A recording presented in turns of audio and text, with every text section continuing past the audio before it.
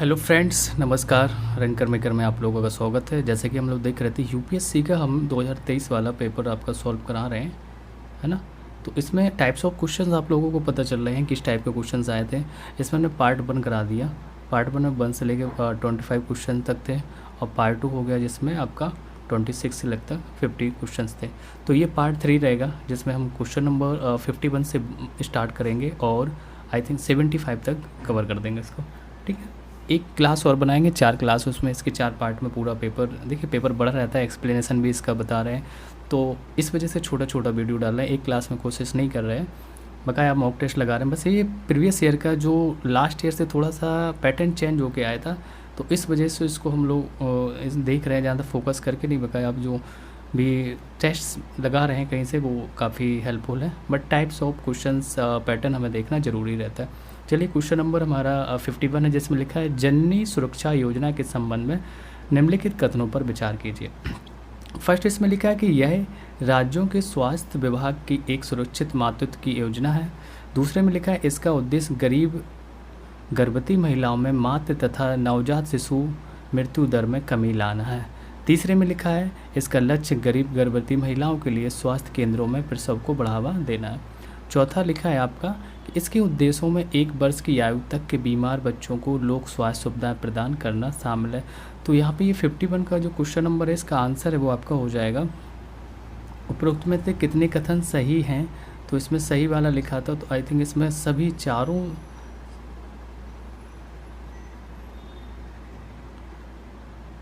जी option इसका B हो जाएगा। केवल 2 सही है। क्या हो जाएगा? ऑप्शन बी इज राइट, केवल 2 सही है। अब वो 2 हम लोगों को देखना है कौन से वो 2 सही है, इसको देख लेते हैं। दरअसल अगर हम जननी सुरक्षा योजना मतलब JSY जिसको कहते हैं, क्या कहते हैं JSY, तो JSY राष्ट्रीय ग्रामीण स्वास्थ्य मिशन NRHM के जो ढांचे के भीतर ये मातृ स्वास्थ्य पहल के रूप में संचालित होती है। और जो SY है 100% ये जो SY है केंद्र के द्वारा प्रायोजित की जाती है। 100% केंद्र सरकार इसमें पैसा देती है। मातृ एवं नवजात मृत्यु दर को की बात करें, जो दूसरा वाला पॉइंट है, तो मातृ एवं नवजात मृत्यु दर को कम करने के उद्देश्य से कार्यान्वित JSY आर्थिक रूप से वंचित गर्भवती महिलाओं के लिए बीच संस्थागत प्रसव को प्रस्तावित करती है। इसलिए कथन 2 और 3 आपके दोनों सही हो जाएंगे। तो यहाँ पे ऑप्शन जो है 2 और 3 सही है, और इसमें 2 ही बताया गया था। क्योंकि ऊपर वाला क्यों गलत हो गया था? क्योंकि उसमें लिखा था ये राज्यों के द्वारा नहीं, ये केंद्र सरकार के द्वारा होती, इस वजह से ये गलत हो गया था। चौथे में देख लेते हैं, इसके उद्देश्यों में 1 वर्ष की आयु तक के बीमार बच्चों नहीं। दरअसल इसमें क्या है, जो यह जननी शिशु सुरक्षा कार्यक्रम योजना के तहत है, ना कि JSY के तहत। और इसमें लिखा है कि ये JSY के तहत है। गर्भवती महिलाओं शिशु सात्विक स्वास्थ्य सुविधाओं पर लागत मुक्त उपचार के लाभ के हकदार, जिसमें व्यय मुक्त प्रसव भी शामिल होता है। तो इसमें लिखा था कि बच्चों को लोक स्वास्थ्य सुविधाएं प्राप्त की जाती हैं, तो ऐसा नहीं है। ठीक है, गलत था। यहाँ पे 2 गलत थे, पहला और चौथा। हमारा 2 सही थे, दूसरा और तीसरा। चलिए नेक्स्ट क्वेश्चन देखते हैं, क्वेश्चन नंबर 52 पे।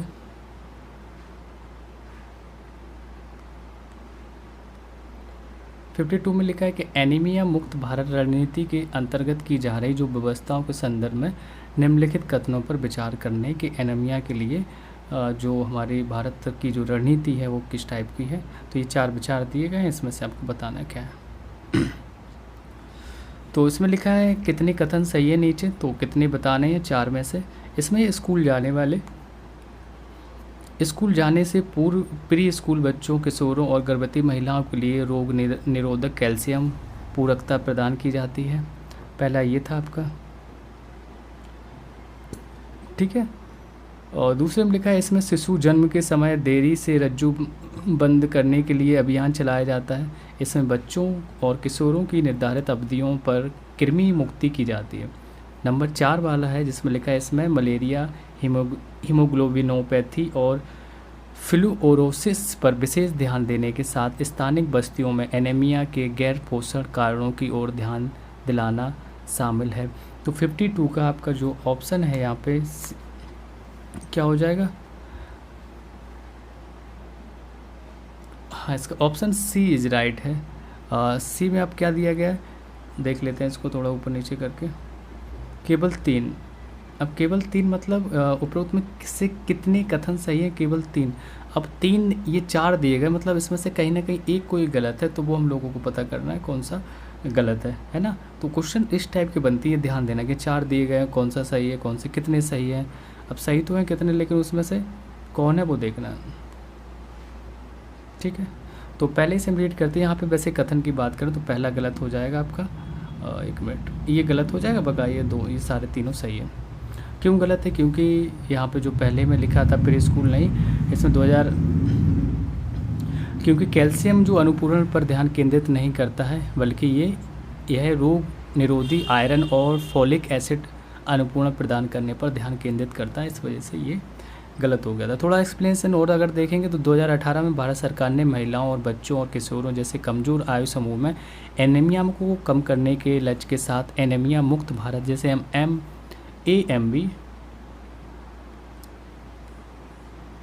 AMB रणनीति शुरू की थी। और यह जीवन चक्र दृष्टिकोण, जिसको हम 6x6 बोलते थे, 6x6 जीवन चक्र मुक्तिकरण रणनीति के माध्यम से निवारक और उपचारात्मक तंत्र प्रदान करता है, जिसमें रणनीति को लागू करने के लिए सभी हितधारकों के लिए 6 लक्षित लाभार्थियों, 6 हस्तक्षेप और 6 ये लाभार्थी हो गए, हस्तक्षेप हो गए 6, और 6 संस्थागत तंत्र शामिल है। तो AMB रणनीति के तहत सभी राज्यों और केंद्र शासित प्रदेशों में एनीमिया की समस्या से निपटने के लिए एक व्यवधान शामिल था, ठीक है, सही हो गया। और लिखा था कि सभी जो 6 लक्षित आयु समूह में रोग निरोधी आयरन और फोलिक एसिड अनुपूरण है। ओके, नीचे के थोड़े से और देख लेते हैं पॉइंट, जैसे गर्भवती महिलाओं और स्कूल जाने वाले किशोरों पर विशेष ध्यान देने के साथ डिजिटल तरीकों और देखभाल उपचार का उपयोग करके एनीमिया का परीक्षण और उपचार है। तो मलेरिया, हीमोग्लोबिनोपैथी और फ्लोरोसिस पर विशेष ध्यान देने के साथ स्थानीय इलाकों में एनीमिया के गैर पोषण संबंधी कारणों का समाधान है। गर्भवती महिलाओं में गंभीर एनीमिया का जो प्रबंधन होता है, फोर्थ आयरन, सुक्रोज, ये सारी चीज़ों पे है, ठीक है। तो कुछ नहीं, मैं बस जानना था यहाँ पे किस टाइप का क्वेश्चन है। नेक्स्ट क्वेश्चन देखते हैं 53। क्वेश्चन नंबर 53 में आपका लिखा है कि निम्नलिखित कथनों पर विचार करना है। 2 स्टेटमेंट दिए गए, तो इसमें से लिखा है कि ऑटोमोबाइल्स और एयरक्राफ्ट प्रयुक्त होने वाले अवयवों के निर्माण में कार्बन तंतुओं का इस्तेमाल होता है। क्या कह रहा है कि ऑटोमोबाइल्स, हाँ ये इसको बड़ा नहीं करते हैं, तो बस थोड़ा सा समझना होगा, प्रॉब्लम आएगी, बट आपके 480 पे लगाइएगा इसका, लाइब्रेरी में बैठ के आराम से क्वेश्चन क्लियर देखेंगे, जैसा यहाँ दिख रहा है वैसे देखेंगे। हाँ, क्वालिटी बढ़ानी पड़ेगी। ऑटोमोबाइल्स और एयरक्राफ्ट में प्रयुक्त होने वाले अवयवों के निर्माण में कार्बन तंतुओं का इस्तेमाल होता है। पहला ये था आपका। दूसरे में लिखा है कि कार्बन तंतु एक बार प्रयुक्त होने पर पुनर्चक्रित नहीं किए जा सकते।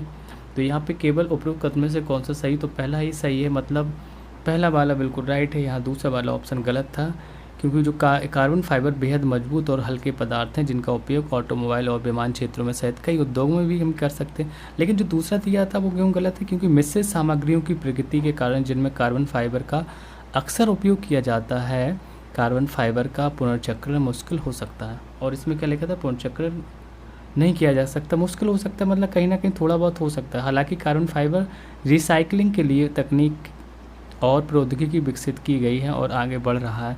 तो ये देखो, डाउट में नहीं रहना, ये हो सकता है, हल्का फुल्का हो सकता है, मतलब हो सकता है। क्वेश्चन नंबर ये आपका 54 पे हम लोग पहुँच गए। चलिए देखते हैं, निम्नलिखित क्रियाओं पर विचार करना।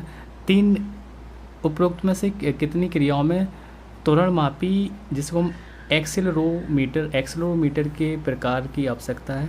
तो ये 3 स्टेटमेंट देगा, 3 पर से आपको बताना है कौन से सही है कौन से नहीं, ठीक है।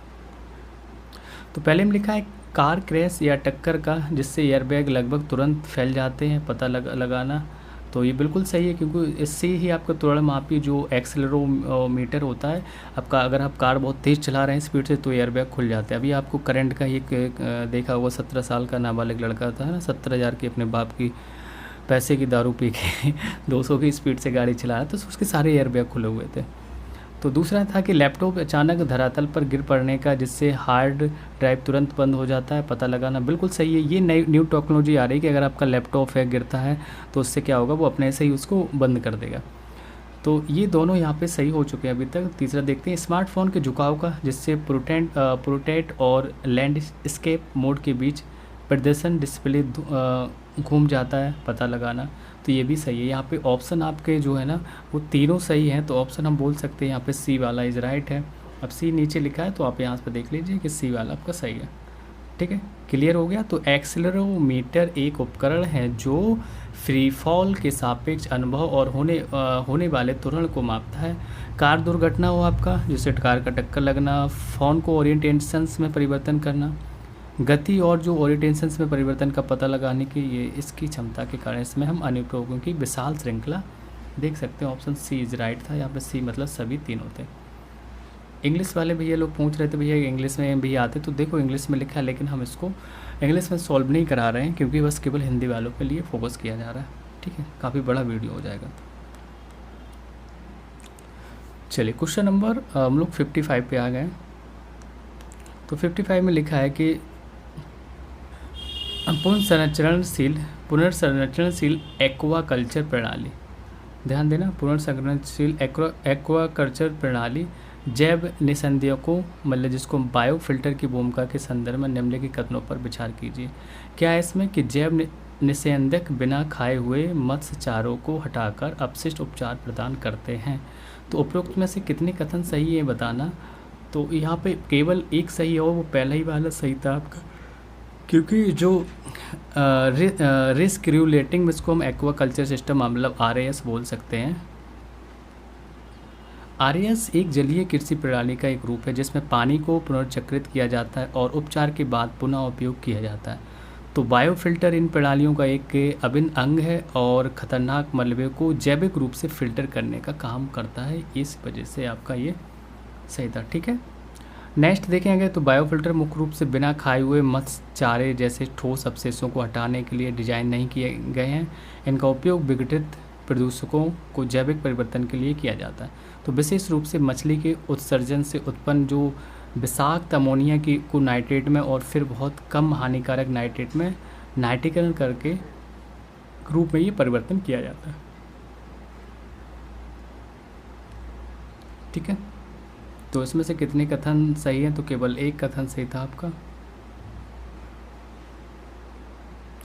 सॉरी, यहाँ पे केवल उत्तर विकल्प एक सही, मतलब केवल एक कथन सही, तो वो आपका दूसरा वाला सही होगा ना। हम अभी लोगों ने रीड किया कि जैव निस्यंदक मत्स्य अपशिष्ट में विद्यमान अमोनिया को नाइट्रेट में बदलते हैं। अभी तो पढ़ा, हाँ, जैव परिवर्तन के लिए किया जाता है। विशेष रूप से इसको ये पुनर्चक्रण करता है, उसको चेंज करता है। चलिए नेक्स्ट क्वेश्चन देखते हैं। 56 क्वेश्चन नंबर 56 में लिखा है अंतरिक्ष में पिंड और वर्णन लिखा है। तो 3 चीज़ें दी गई, इसमें से कौन सा किससे मैच होगा ये हमें बताना है। तो चलिए देखते हैं। उपरोक्त में से कितने सही सुमिलित हैं?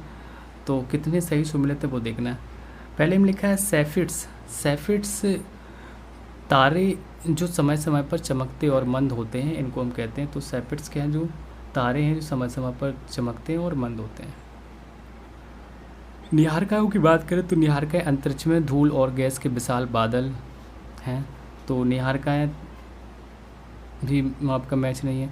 पल्सर की बात करें तो पल्सर न्यूट्रॉन तारे जो तब बनते हैं जब विशाल तारों का ईंधन खत्म हो जाता है और वे नष्ट हो जाते हैं। तो केवल एक सही है यहाँ पे, ऑप्शन ए इज़ राइट हो जाएगा। मतलब केवल एक सही, तो एक कौन सा? वो तीसरा वाला सही है। ये दोनों गलत हैं क्योंकि मैंने सैफिड का बताया। सैफिड क्या? तारे जो समय समय पर चमकते हैं, तो यहाँ गलत लिखा था। और निहारिकाओं की बात की तो अंतरिक्ष में जो धूल, मतलब यहाँ से ये उधर उधर जाएगा, चमकते सैफिड ऐसे कर दीजिए। ठीक है, क्लियर हो गया होगा। चलिए नेक्स्ट क्वेश्चन देखते हैं। क्वेश्चन नंबर 57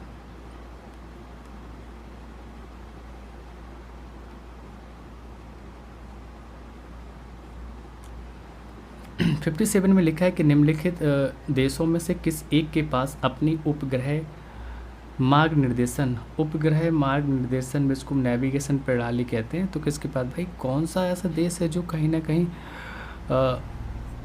वाटर बॉडीज़ से घिरा रहता है और मार्ग निर्देशन नेविगेशन हमेशा उसका कहीं वाटर बॉडीज़ को लेकर विवाद चलता रहता है।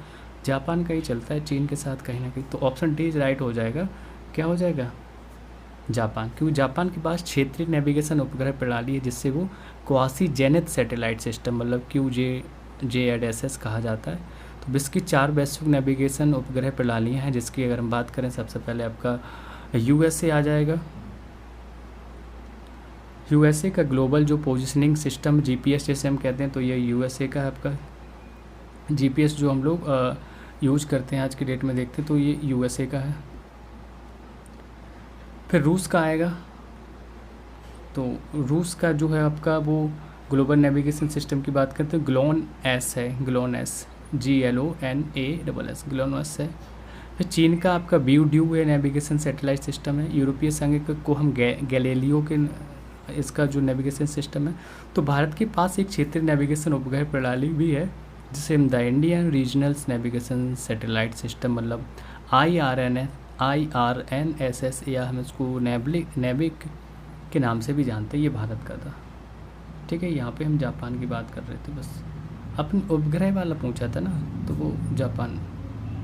और यहाँ नेविगेशन चीज़ें लगती हैं, क्षेत्रीय नेविगेशन था। यही तो समझना है क्वेश्चन में, छोटा सा अंतर आपको डिफरेंस मिलेगा, वही कंफ्यूज हो गए तो गड़बड़ा जाएगा मामला। चलिए क्वेश्चन नंबर 58 है कि बैलिस्टिक मिसाइल अपनी पूरी उड़ान में अवैधानिक चाल पर प्रदार नोदित होती है, जबकि क्रूज मिसाइल केवल उड़ान के आंतरिक चरण में रॉकेट संचालित होती है। ये पहला स्टेटमेंट है। दूसरे में लिखा कि अग्नि 5 मध्यम दूरी की पराध्वनिक क्रूज मिसाइल है, जबकि जो ब्रह्मोस से ठोस ईंधन चालित अंतर महाद्वीपीय बैलिस्टिक मिसाइल है। तो इसमें से कौन से आपके सही है? 2 दिए गए, केवल एक विकल्प है, केवल 2 सही है, या ना तो पहला सही है ना तो तीसरा सही है।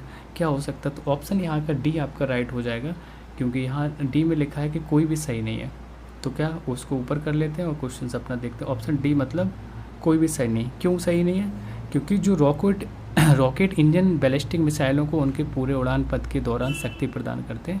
तो गुरुत्वाकर्षण निर्देशित प्रेक्षवर्ग पर स्विच करने से पहले मिसाइल उड़ान के पहले कुछ मिनटों के लिए अपने इंजन का उपयोग करती है।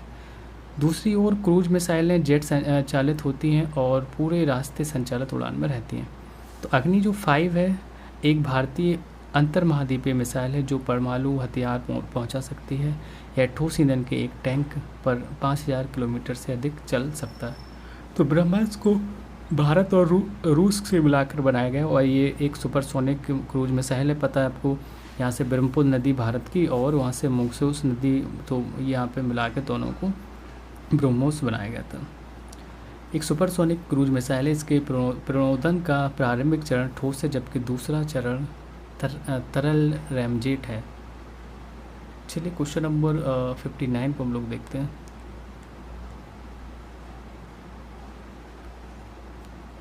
फिफ्टी 59 में लिखा है पारा प्रदूषण के बारे में क्वेश्चन है आपके। पारा प्रदूषण के बारे में निम्नलिखित कथनों पर विचार कीजिए।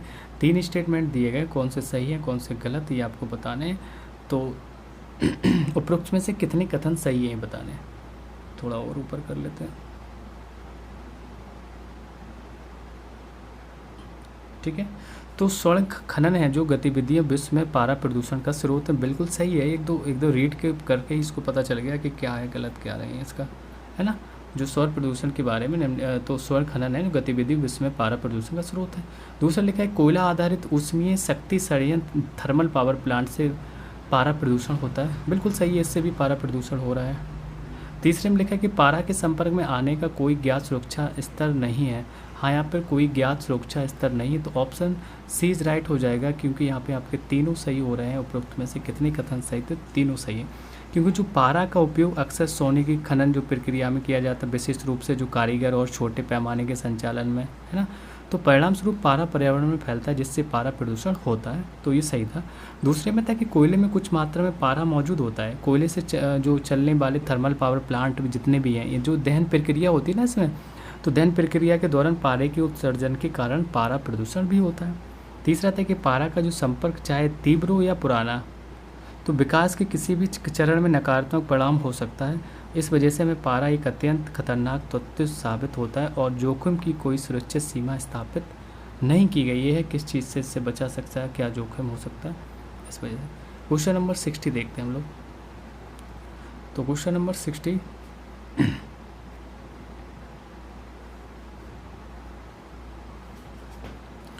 में क्वेश्चन नंबर में लिखा है कि हरित हाइड्रोजन के संदर्भ में निम्नलिखित कथनों पर विचार करना। फिर से आपके 3 स्टेटमेंट दिए गए हैं और आपको बताना है कौन सा सही है, उपरोक्त में से कितने सही है, ये बताना है। क्या बताना है, कितने सही है। चलिए, तो इसमें लिखा है इसे आंतरिक दहन के लिए ईंधन के रूप में सीधे इस्तेमाल किया जा सकता है। किसको, हरित हाइड्रोजन की बात कर रहा है। कह रहा है इसको आंतरिक दहन के लिए ईंधन के रूप में सीधे इस्तेमाल किया जा सकता है। बिल्कुल सही है पहला वाला आपका। दूसरे में लिखा है इसे प्राकृतिक गैस के साथ मिलाकर ताप या शक्ति जनन के लिए ईंधन के रूप में इस्तेमाल किया जा सकता है। क्या कह रहा है, प्राकृतिक गैस के साथ मिलाकर ताप या शक्ति जनन के लिए ईंधन के रूप में इस्तेमाल किया जा सकता है। ये भी सही है, यहाँ पे आपका दोनों सही हो गए। तीसरा रीड करते हैं। तीसरे में लिखा है कि इसे वाहन चालन के लिए हाइड्रोजन ईंधन प्रकोष्ठ में इस्तेमाल किया जा सकता है। बिल्कुल सही है, क्यों नहीं कर सकता। ये हाइड्रोजन को हम वाहन प्रकोष्ठ में भी यूज़ कर सकते हैं। तो ऑप्शन सी इज राइट हो जाएगा यहाँ पे कि तीनों सही है। क्या आपके जो नीचे लिखा है सी दिख नहीं रहा, तीनों सही हो जाएंगे। थोड़ा सा हरित हाइड्रोजन के बारे में देख लेते हैं, लाइटली फास्ट करेंगे। हरित हाइड्रोजन सौर और पवन ऊर्जा जैसे जो नवीनकरणीय ऊर्जा, तो नवीनकरणीय ऊर्जा आपको पता रहती है कौन सी, बहुत पूछा जाता है कौन सी नवीनकरणीय ऊर्जा है नहीं है। तो सौर ऊर्जा हो जाएगी आपकी, उसके बाद पवन ऊर्जा हो गई, ये सब है। हरित हाइड्रोजन ऊर्जा स्रोतों से उत्पन्न हाइड्रोजन का एक रूप है। तो इन्हीं से जो हाइड्रोजन रूप प्राप्त होता है। नवीनकरणीय ईंधन जिसका उपयोग विभिन्न अनुप्रयोगों के लिए किया जा सकता है, जैसे हरित हाइड्रोजन का उपयोग सीधे आंतरिक दहन इंजनों में ईंधन के रूप में किया जा सकता है, या हाइड्रोजन को ऑक्सीजन के साथ मिलाकर और परमाणु मिश्रण को प्रज्वलित करके पूरा किया जा सकता है। तो हाइड्रोजन से चलने वाले जो आंतरिक दहन इंजन की तुलना में गैसोलीन से चलने वाले इंजन से की जा सकती है, लेकिन वे कोई उत्सर्जन नहीं करते हैं। हरित हाइड्रोजन को प्राकृतिक गैस के साथ मिलाया जा सकता है और थर्मल या बिजली स्रोत के रूप में उपयोग किया जा सकता है। तो प्राकृतिक गैस के साथ हम संयुक्त होने पर ये हाइड्रोजन ग्रीन हाउस गैस का उत्सर्जन को कम करने में भी मदद करती है।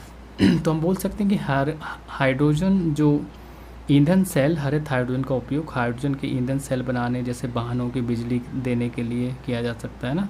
हाइड्रोजन ईंधन सेल ऐसे उपकरण हैं जो हाइड्रोजन और ऑक्सीजन के सहयोग से बिजली उत्पन्न करते हैं। तो ईंधन सेल के विद्युत उत्पादन का उपयोग वाहन के इंजन को शक्ति देने के लिए भी किया जा सकता है। इस वजह से ऑप्शन आपका सी सही था। सी मतलब यहाँ पे तीनों सही हो गए थे। और ये हरित हाइड्रोजन हो या आपका नवीनीकृत जो ऊर्जा हो, इससे क्वेश्चन हमेशा पूछे जाते हैं, तो इसको ध्यान में रखिएगा। चलिए क्वेश्चन नंबर 61 की बात करते हैं हम लोग। 61 में लिखा है कि निम्नलिखित देशों पर विचार करना है। ये 6 देश दिए गए, उपरोक्त में से किन देशों की सीमाएं यूक्रेन से। देखो यूक्रेन उस टाइम पे बड़ा करंट का मुद्दा चल रहा था, तो अभी भी अब जो भी करंट के मुद्दे चल रहे होंगे तो आपको वो देख के जाना है अच्छे से। उनकी सीमा किससे लगती है, वाटर बॉडीज़ किससे शेयर करते हैं, तो सारी चीज़ें। तो यूक्रेन की सीमा के बारे में देखना था। तो उपरोक्त में से कितने देशों की सीमा यूक्रेन से लगती हैं। तो यहाँ पे इसमें जो दिए गई हैं केवल 2 लगी हैं, और हम लेकिन आपको और एक्स्ट्रा भी बता देंगे, है ना। तो अगर हम यूक्रेन को बनाएं ऐसे, चलिए यहाँ मैंने लिख दिया यूक्रेन, यू लिख के यूक्रेन समझ लीजिए। तो इसमें जो 2 हैं, इसमें तो केवल आपके 2 हो रहे हैं, मतलब ऑप्शन ए सही हो जाएगा, केवल 2। अब वो 2 कौन से हैं। यूक्रेन की पूर्वी सीमा में रूस आएगा, इधर रूस कर दीजिए, और दक्षिण में अजोब सागर, तो यहाँ अजोब सागर आ जाएगा, अजोब सागर। और काला सागर यहीं पे दक्षिण पश्चिम में, तो दक्षिण पश्चिम में ये काला सागर है। मोल्दोव और रोमानिया, तो यहाँ पे आपका रोमानिया आ जाएगा। हाँ, स्लोवाकिया है, लेकिन इसमें नहीं, स्लोवाकिया और पोलैंड से भी लगती है। बट आपको जो दिए गए हैं तो 2 ऑप्शन कौन से, एक केवल था यहाँ पे, स्लोवाकिया रोमानिया हो गया आपका, और बुल्गारिया नहीं था, लिथुआनिया, लातविया नहीं, केवल 2 रूस तो नहीं दिया गया ना इसमें से, बुल्गारिया चेक कर रहा है, मालदोवा होगा, हंगरी, हंगरी दिया तो यहाँ पे 2 और 6 नंबर का हो जाएगा, हंगरी और रोमानिया। और बकाया मैंने एक्स्ट्रा भी आपको बता दिया कि ये कहाँ कहाँ से आपका सीमा साझा करता है। चलिए नेक्स्ट देखते हैं। बस यही दिक्कत होती है, इस पर लिख दो ज़्यादा, फिर उसको थोड़ा सा हटाने में टाइम लग जाता है, इस वजह से कम लिखते हैं। Question number 62।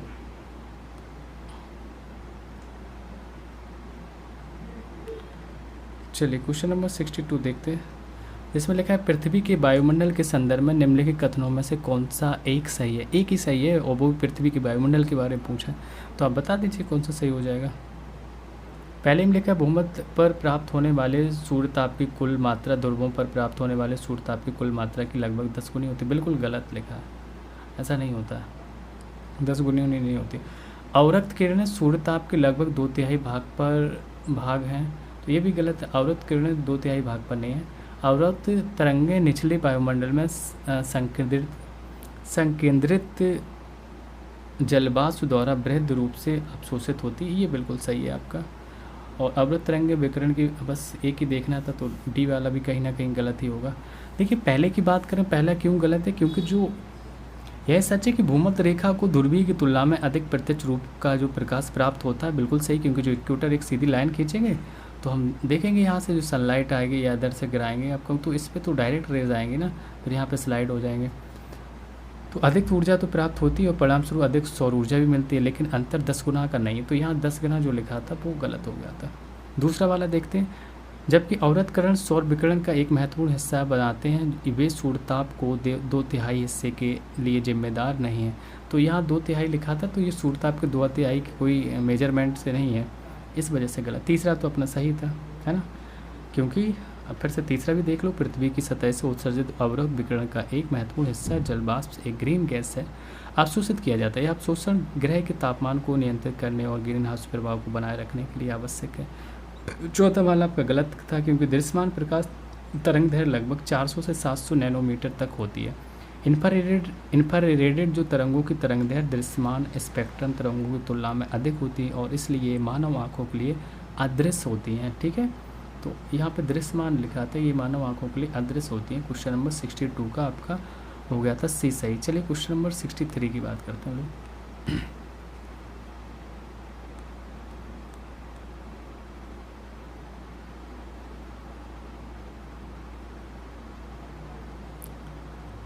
क्वेश्चन नंबर 63 में लिखा है कथन 1 और कथन 2 दिए गए, इसमें से कौन से सही है, मैं वो बताने। पहले में लिखा है कि उष्णकटिबंधीय वर्षा वनों की मृदा पोषक तत्वों से भरपूर होती है। अब ये होती नहीं है या होती है, इसको हम चेक करेंगे अभी रीड करके। दूसरे में लिखा है, वैसे पहली बात तो गलत ही लग रहा है, क्योंकि उष्णकटिबंधीय वर्षा वनों की मृदा पोषक तत्वों से भरपूर होते हैं, ऐसा नहीं है। चलिए देखते हैं। दूसरे में लिखा है कि उष्णकटिबंधीय वर्षा वनों के उच्च ताप और आर्द्रता के कारण मृदा में विद्यमान मृत जैव पदार्थ का द्रुत अपघटन होता है। उपरोक्त में से कौन से एक सही है, तो केवल दूसरा वाला आपका सही है, मतलब कथन 2 सही है। ऑप्शन डी इज राइट हो जाएगा यहाँ, क्योंकि उसमें लिखा है कि कथन 1 गलत है किंतु कथन 2 सही है। ठीक है, तो इस वजह से ऑप्शन डी। अगर हम बात कर लें पहला गलत क्यों, क्योंकि उष्णकटिबंधीय वर्षा वनों की जो समृद्ध वनस्पति और उच्च जैव विविधता सर्वविदित है। हालांकि इन पारिस्थितिक तंत्रों में अधिकांश पोषक तत्व मिट्टी के विपरीत जीवों के भीतर ही समाहित होते हैं। ये जीव पौधों और जानवरों के अवशेषों को विघटित करके पोषक तत्वों को कुशलतापूर्वक पारिस्थितिकी तंत्र में वापस कर देते हैं। तो जीवित जीवों द्वारा इन पोषक तत्वों का तेज़ी से ग्रहण मिट्टी में उनके संचय को रोकता है। चूँकि पोषक तत्व मिट्टी में जमा होने के लिए पर्याप्त समय तक नहीं रहते, इसलिए मिट्टी में आमतौर पर पोषक तत्वों की कमी होती है। तो ऑप्शन यहाँ पे डी इज राइट हो जाएगा, क्वेश्चन नंबर 63। चलिए 64 देखते हैं हम लोग।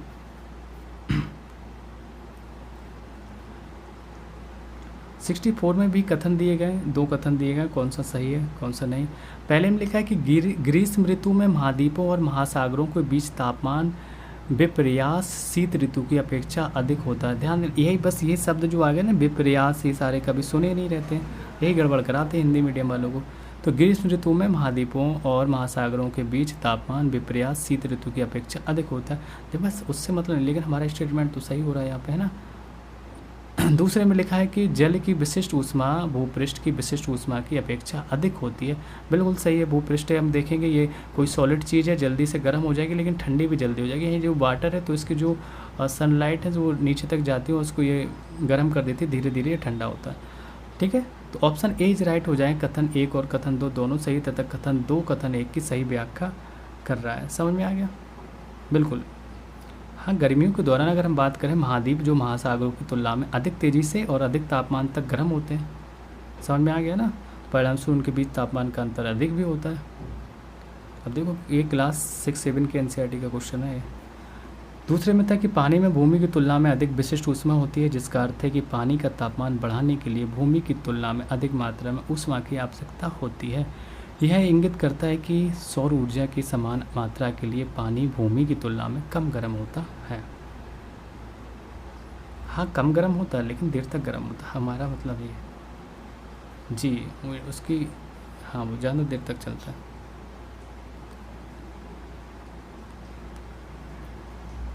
क्वेश्चन नंबर 65 को हम लोग देखना है। 65 में लिखा है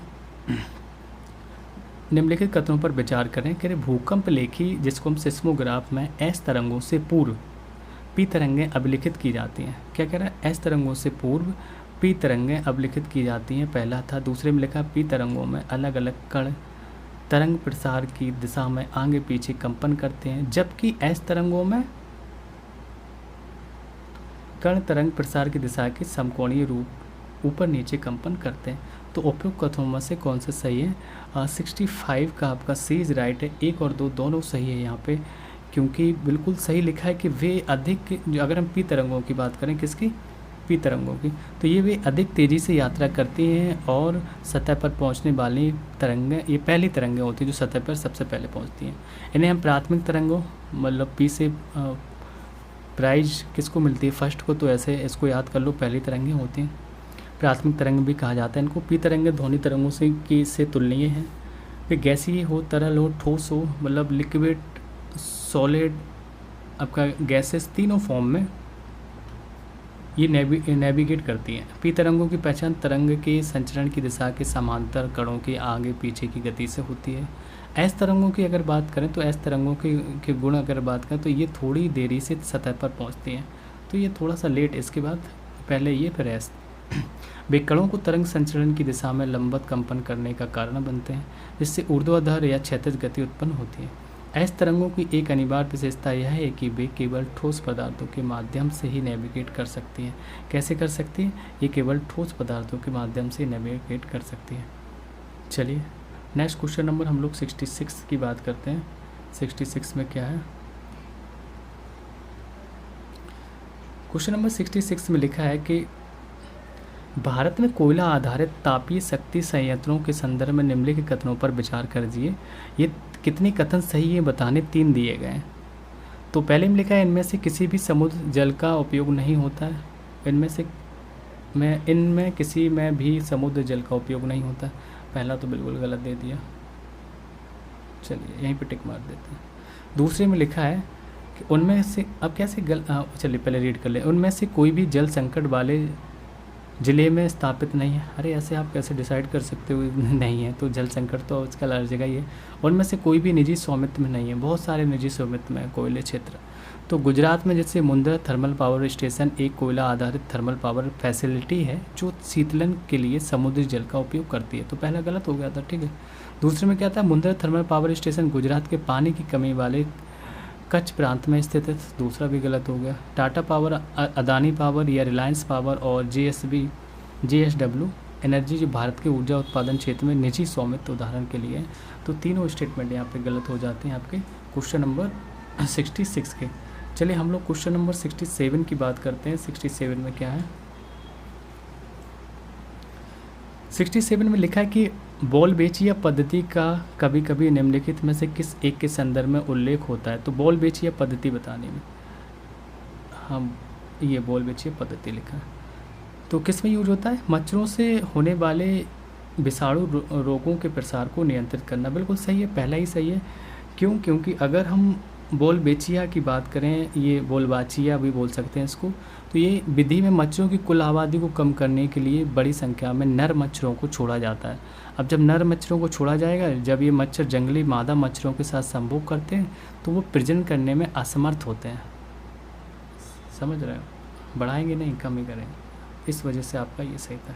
चलिए नेक्स्ट क्वेश्चन नंबर 68 पे हम लोग पहुँचते हैं। 68 क्वेश्चन नंबर देखते हैं।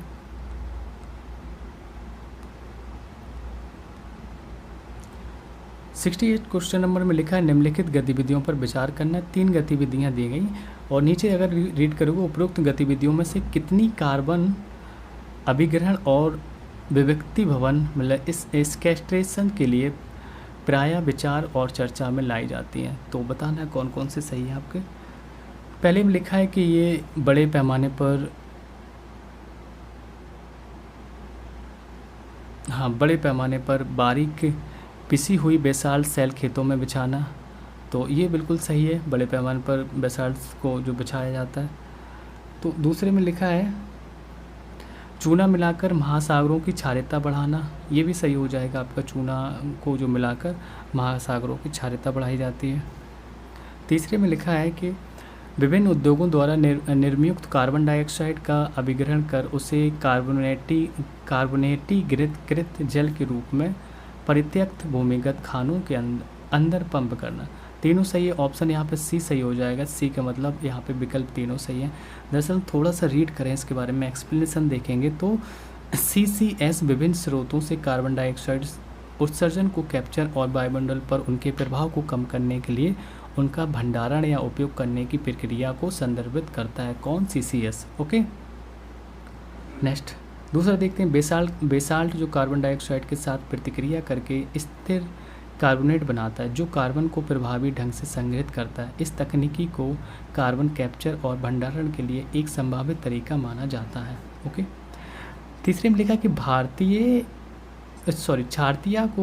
क्षारीयता को बढ़ाकर महासागर कार्बन डाइऑक्साइड अवशोषण के रूप में कार्य करने के सक्षम हो सकते हैं, जिससे हम जलवायु परिवर्तन को कम करने में मदद मिलेगी। ये कथन 2 के लिए सही था।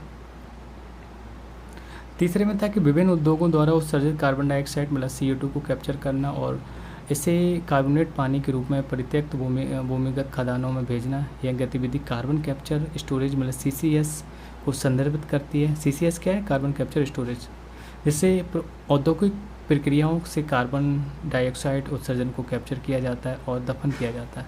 कार्बन डाइऑक्साइड को भंडारण के लिए कार्बोनेट पानी के रूप में परित्यक्त या भूमिगत खदानों में पंप किया जा सकता है। ठीक है,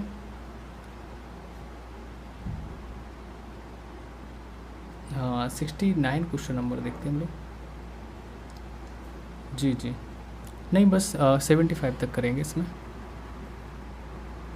69 में लिखा है एरियल, थोड़ा इसको बड़ा तो कर सकते हैं, हाँ ये वाला हो जाएगा। एरियल मेटाजेनोमिक्स, क्या लिखा? एरियल मेटाजीनोमिक्स निम्नलिखित में से किस एक स्थिति एरियल मेटाजीनोमिक्स निम्नलिखित में से किस एक स्थिति को सबसे सही निर्दिष्ट करता है? तो किस स्थिति को? ये किसी पर्यावास में वायु से DNA को प्रतिदर्शों को एक बार में एकत्रित करना। तो ऑप्शन यहाँ इसका यही सही हो जाएगा पहला, क्योंकि एरियल जो एटोमैग्नोमिक्स एक ऐसी विधि है जिसमें वायुमंडल में वायुजनित कणों से आनुवांशिक सामग्री मतलब DNA हो या RNA का संग्रहण और विश्लेषण शामिल है। तो इन कणों में बैक्टीरिया, कवक, वायरस और जैविक पदार्थ के अन्य रूप जैसे सूक्ष्म जीव शामिल हो सकते हैं।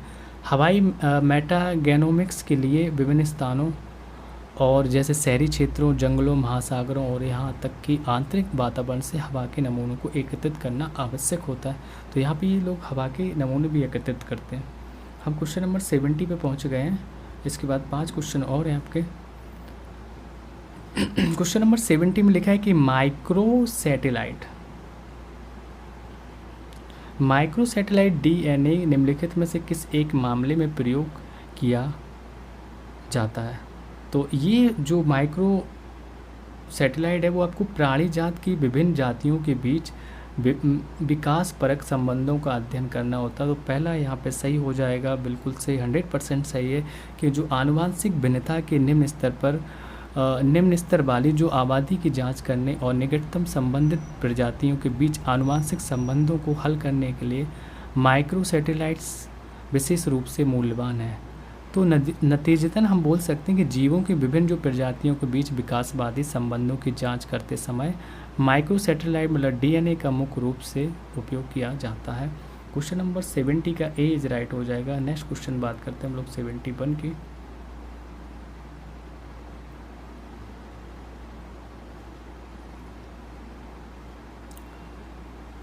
71 में लिखा कि भारत के संदर्भ में निम्नलिखित कथनों पर विचार कीजिए। दो कथन दिए गए और इसमें आपको विचार करके बताना है कौन से सही है कौन से नहीं है। तो क्या लिखा है इसमें? लिखा है सूक्ष्म लघु और मध्यम उद्यम विकास मतलब MSMED अधिनियम 2006 के अनुसार जिनके संयंत्र और मशीनरी में निवेश 15 करोड़ रुपए से 25 करोड़ रुपए तक, ध्यान देना कितना बोला, 15 से 25 करोड़ रुपए के बीच है, वे मध्यम उद्यम के हैं। दूसरे में लिखा है कि सूक्ष्म लघु और मध्यम उद्यमों के लिए को दिए गए सभी बैंक ऋण प्राथमिकता क्षेत्र के अधीन रहत हैं। तो उपरोक्त में से कौन से सही है? तो केवल दो सही है, मतलब हम बोल सकते हैं दूसरा वाला बिल्कुल सही है यहाँ पे। तो पहला आपका गलत हो जाएगा। क्यों गलत है? क्योंकि जो सूक्ष्म लघु और मध्यम उद्यमी विकास अगर हम MSMED की बात करें तो 2006 के अनुसार उद्यम निवेश और टर्नओवर था इसमें, और सूक्ष्म 1 करोड़ तक निवेश और 5 करोड़ तक का टर्नओवर था इनका। लघु की बात करेंगे देखो मतलब 3 कैटेगरी में बांटा गया था, 3 नहीं 4 बोल सकते हैं। एक तो आपका सूक्ष्म था, फिर लघु था, नहीं पहले उद्यम की बात करें तो निवेश और टर्नओवर कर सकते हैं। सूक्ष्म में 1 करोड़ निवेश और 5 करोड़ तक टर्नओवर, लघु में 10 करोड़ तक निवेश और 50 करोड़ तक टर्नओवर, मध्यम 50 करोड़ रुपए तक निवेश और 250 करोड़ तक टर्नओवर।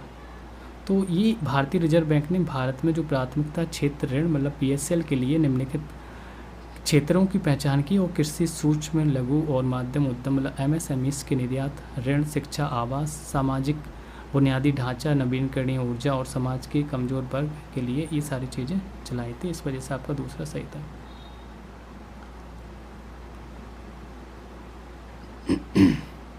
चलिए क्वेश्चन नंबर 72 की बात करते हैं। लिखा है कि केंद्रीय बैंक डिजिटल मुद्राओं के संदर्भ में निम्नलिखित कथनों पर विचार कीजिए। तो करिए विचार, क्या होगा? पहले में लिखा है कि USA डॉलर या SWIFT प्रणाली का प्रयोग किए बिना डिजिटल मुद्रा में भुगतान करना संभव है। तो 72 का आपका उपरोक्त में से कथनों में से कौन सही है? तो उत्तर है C, मतलब C का मतलब यहाँ पे 1 और 2 दोनों कथन आपके सही हैं। तो USA डॉलर SWIFT प्रणाली का प्रयोग किए बिना डिजिटल मुद्रा में भुगतान करना संभव है। केंद्रीय जो बैंक डिजिटल मुद्राओं के संदर्भ की बात कर रहा है। दूसरा लिखा है कोई डिजिटल मुद्रा इसके अंदर प्रोग्रामित प्रतिबंध जैसे कि इसके व्यय के समय ढांचे के साथ वितरित की जा सकती है। तो दोनों सही है। थोड़ा एक्सप्लेनेशन देखें तो हम सेंट्रल बैंक डिजिटल करेंसी जिसको CBDC कहते हैं, क्या कहते हैं? CBDC कि स्विफ्ट और अमेरिकी जो डॉलर प्रणाली जैसे बिचौलियों को ख़त्म कर सकती है, जिससे अधिक प्रत्यक्ष और प्रभावी लेन देन सक्षम हो सकते हैं। तो स्मार्ट कॉन्ट्रैक्ट या टाइम लॉकिंग तंत्र का उपयोग करके डिजिटल मुद्राओं को समय आधारित शर्तों के साथ प्रोग्राम किया जा सकता है, जिससे नियमों और प्रतिबंधों के स्वचालित परिवर्तन की अनुमति मिलती है। ओके, नेक्स्ट देखते हैं क्वेश्चन नंबर 73। हाँ, ऐसे छोटे छोटे क्वेश्चन रहते, देखो रीड करने में भी अच्छा लगता है, स्क्रीन पे भी अच्छे से दिख जाते हैं। चलिए 73 में लिखा वित्त के संदर्भ शब्द में बीटा किसे निर्दिष्ट करता है? तो बीटा के बारे में बताना आपको, किसे निर्दिष्ट करता है? बीटा की अगर बात करें तो एक संख्यात्मक मान है, मान जो पूरे स्टॉक बाजार में होने वाले परिवर्तनों के प्रति किसी स्टॉक के विचलनों को मापता है। इस वजह से आपका ये डी सही हो जाएगा। तो पहले अगर थोड़ा सा एक्सप्लेनेशन देखें, बीटा का उपयोग किसी व्यक्तिगत स्टॉक के प्रणालीगत जोखिम का आकलन करने के लिए किया जाता है, और यह निवेशकों को यह समझने में सक्षम बनाता है कि स्टॉक की कीमत व्यापक बाजार रुझानों से कैसे प्रभावित हो सकती है, और स्टॉक स्वामित्व से जुड़े जोखिमों और संभावित पुरस्कारों का मूल्यांकन कर सकती है। तो बीटा एक मीट्रिक है जो संपूर्ण बाजार के सापेक्ष किसी स्टॉक की स्थिति या कीमत में उतार चढ़ाव को मापता है। यह बाजार के उतार चढ़ाव के प्रति स्टॉक की संवेदनशीलता को मापता है।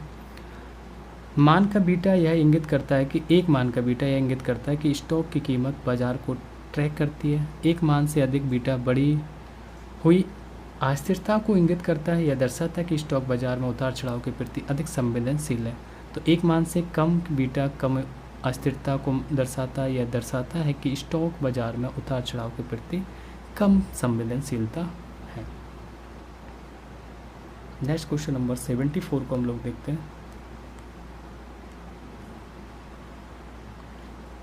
निम्नलिखित कथनों पर विचार करना है और तीन कथन दिए गए, कितने कथन सही हैं ये बताने हैं। तो 3 दिए गए, देखो इसको ऊपर कर लेते हैं थोड़ा, ठीक है। तो पहले में लिखा है कि स्वयं सहायता समूह, जिसको सेल्फ हेल्प ग्रुप मतलब SHG कहते हैं, SHG कार्यक्रम कहाँ गया, हाँ, मूलतः भारतीय स्टेट बैंक द्वारा वित्तीय रूप से वंचित को लघु ऋण प्रदान कर प्रारंभ किया गया था। दूसरे में किसी SHG में समूह के सभी सदस्य उस ऋण के लिए उत्तरदायित्व होते हैं जो ऋण कोई अकेला सदस्य लेता है। तीसरा था कि क्षेत्रीय ग्रामीण बैंक और अनुसूचित वाणिज्यिक बैंक SHG को समर्थन करते हैं। तो यहाँ पे जो ऑप्शन है केवल आपका विकल्प B सही है, जिसमें केवल 2 सही है।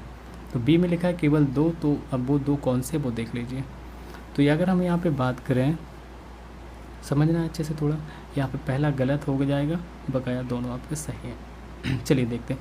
स्वयं सहायता समूह की शुरुआत भारत में 1980 के दशक के अंत में गैर सरकारी संगठनों मतलब NGO द्वारा शुरू की गई गरीबी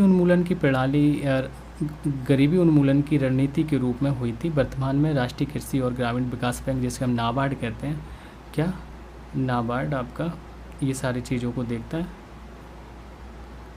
तो नाबार्ड ने वित्तीय सहायता, क्षमता निर्माण पहल और नीति ढांचे के प्रावधान के माध्यम से SHG के प्रचार और विस्तार में महत्वपूर्ण भूमिका निभाई थी। तो इस वजह से आपका यहाँ पे पहला वाला SBI के लिए लिखा था भारतीय स्टेट बैंक, तो वो गलत हो गया था, ठीक है।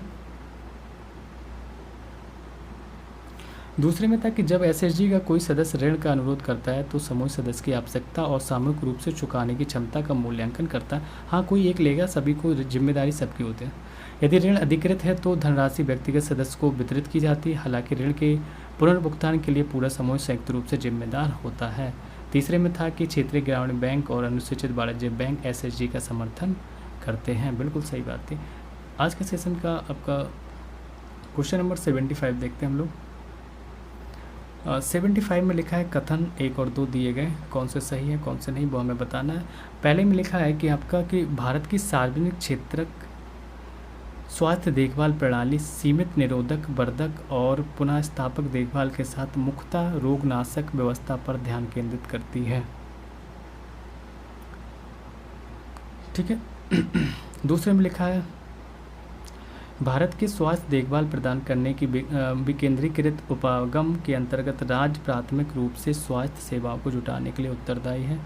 तो देखिए यहाँ विकल्प B सही है, मतलब कथन 1 और कथन 2 दोनों सही है तथा कथन 2 कथन 1 की सही व्याख्या नहीं कर रहा है, बकाया सब कुछ सही था। कथन दोनों सही है बट व्याख्या सही नहीं।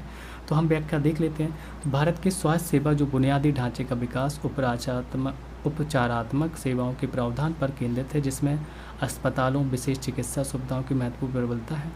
तो उपचारात्मक देखभाल के प्रति यह संरचनात्मक पूर्वाग्रह संसाधनों के आवंटन और स्वास्थ्य देखभाल पेशेवरों की शिक्षा में परिलक्षित होता है, जो मुख्य रूप से निदान और उपचार पर केंद्रित है। तो पहला सही था। यह के दूसरे में था यह केंद्रीकृत दृष्टिकोण स्थानीय परिस्थितियों और आवश्यकताओं के अनुकूल की अनुमति देता है। तो भारतीय सार्वजनिक क्षेत्र की स्वास्थ्य देखभाल प्रणाली निवारक, प्रचारात्मक या पुनर्वास देखभाल से अधिक उपचारात्मक देखभाल पर जोर देती है। तो इसलिए दोनों कथन सही है और व्याख्या नहीं करता।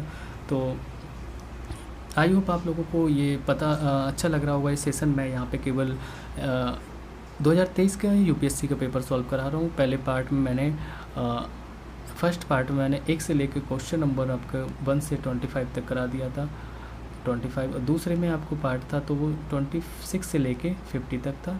ये पार्ट 3 है आपका, जिसमें हमने 51 से लेके 75 तक क्वेश्चंस कराए। तो कोई अगर चैनल पे नया है तो सारे वीडियो देख ले क्योंकि अगर आपको यूपीएससी देना है और नया है तो चैनल को लाइक